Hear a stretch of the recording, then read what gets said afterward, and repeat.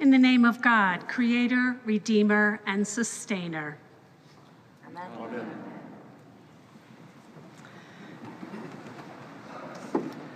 Good morning. Good morning. Good morning.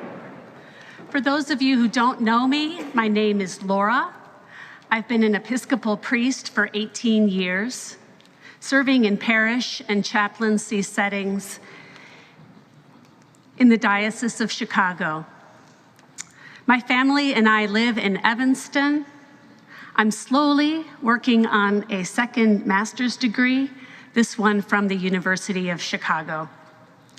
I've recently become a pledging member and affiliated clergy of this congregation. I'm very happy to be with you this morning and very grateful to Kat, our rector, for giving me the opportunity to offer the homily. I'm also delighted that today we are celebrating Jesus' Transfiguration. It's a great story with so much rich symbolism. It's a story about Jesus, but also about us, because we are all part of the big story that is Christianity. In Jesus' Transfiguration, as described in today's gospel, Jesus goes up on a mountain to pray, taking his disciples, Peter, James, and John, with him. And there they encounter the living God. While he is praying, Jesus' face changes and his clothes turn a dazzling white. Moses and Elijah appear and they talk with Jesus, and then a great cloud overshadows the disciples. This scares them a lot. God speaks through the cloud, telling the disciples Jesus is his beloved Son, and they should listen to him. It's a moment that clarifies Jesus' ministry and foretells its ending. The Transfiguration prefigures Easter. It foreshadows both cross and resurrection. Up there on the mountain, Moses and Elijah talk to Jesus about his departure, which Jesus is about to accomplish in Jerusalem. It's intriguing that they don't talk about crucifixion or resurrection. Instead, they use the word exodus, which means departure in Greek. It seems Jesus is going to lead a second exodus. Like Moses, he's going to set the captives free. Through his departure on the cross, Jesus will set humanity free from our shackles of sin and death. And Jesus, too, will be set free through the resurrection. Peter, who, as you know, is impetuous and sometimes naive, says on that mountaintop essentially, "Lord, let's camp out here. This is a good place. Let's stay here." Jesus must have felt on some level, "Oh, Peter, if only." It's poignant. Jesus knows he can't stay there. The Transfiguration doesn't just foreshadow Jesus' death and resurrection, it also clarifies who Jesus is. Moses and Elijah are up there on the mountain to show that Jesus is in line with the law and the prophets. Moses was the great lawgiver, Elijah the great prophet. Yet God says about Jesus, "This is my beloved Son. Listen to him." Jesus is in line with Moses and Elijah, but greater than they. And like Moses and Elijah, Jesus will experience rejection.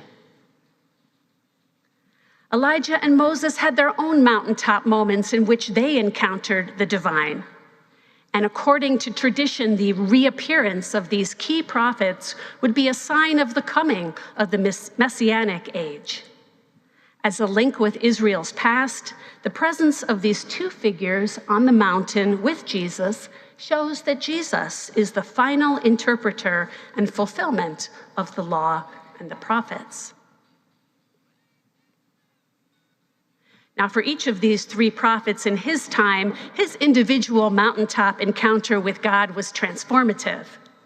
But none of them could stay there forever, much as they might have wanted to. They had to come down to do some hard work. Moses had to come down and give the 10 Commandments, the law, to his people who were busy being lawless. Moses had to lead them kicking and screaming all the way to righteousness. Jesus has to come down and give people himself. Keep giving them the gospel. Give even his life. Yet Jesus will be changed from glory into glory. He will be transfigured again through the resurrection.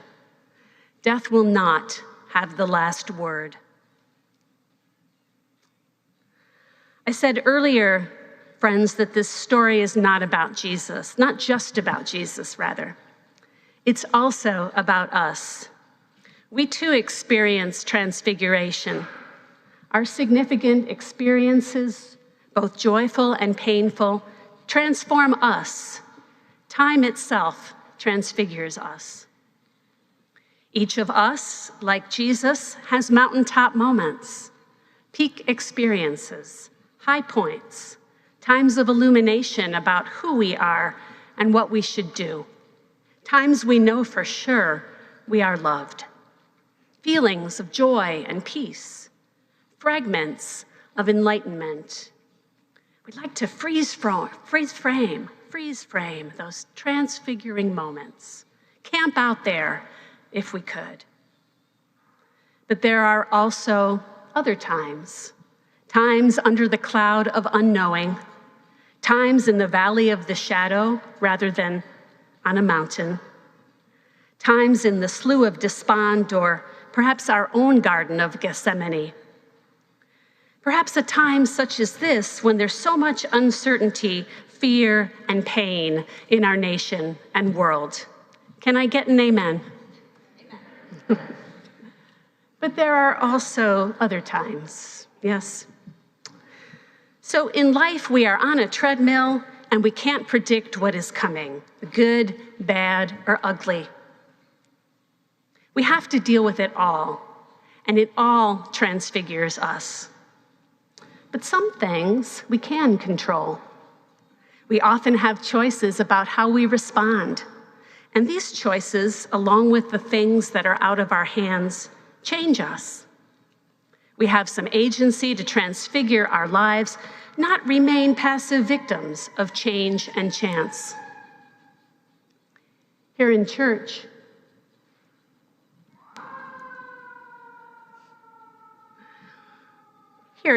we also have the opportunity to be a community of the transfiguration. Each time you reach out to a child, a senior, a marginalized person, or someone grieving, you transform that person's life a bit. In a small way, you tinker with the cosmic fulcrum point between good and evil. I imagine many of you, like me, can feel helpless to turn the tide of events on the world's stage. Yet, as anthropologist Margaret Mead reminds us, it has always been small communities that have changed the world. The story of the early Christian church bears that out. In a transfiguring community, we aim to see each other as we truly are, with unveiled faces.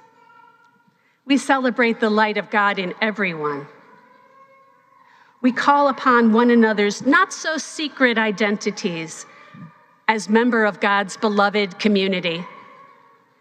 Here we can encounter the living God who gathers in the rich and the haughty, the blind and the lame, the lost and forsaken,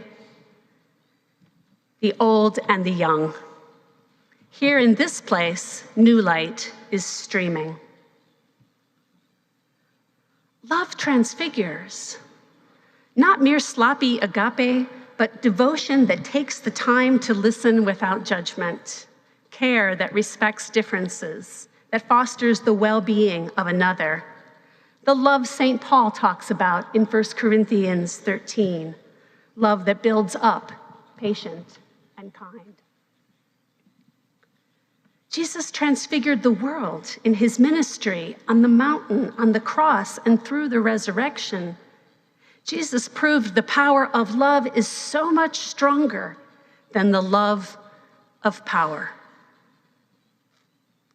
Jesus invites us to be people of the Transfiguration, people who shine and reflect light, clear about who we stand, clear about who we are, where we stand, and where we're going. Jesus' home was not on a mountaintop. He couldn't camp out there, nor was it the cross. He didn't camp there either. His true home was divine love. And that love blazes far brighter than the toxic combustion of hatred, greed, and death that threatened the world then and continues to threaten it now. No matter what we are going through, friends, we are always, always God's beloved daughters and sons. That is our not-so-secret identity, as it was Jesus's. Whether on a mountain in a slough of despond or trudging on a level plain, whether young, old, rich, poor, black, white, gay or straight, male or female, and beyond categories, our true identity is God's beloved. Our true and lasting home is love. Let's seek to fix up and camp out in our real home and welcome others to the brightness of its dawning. Amen.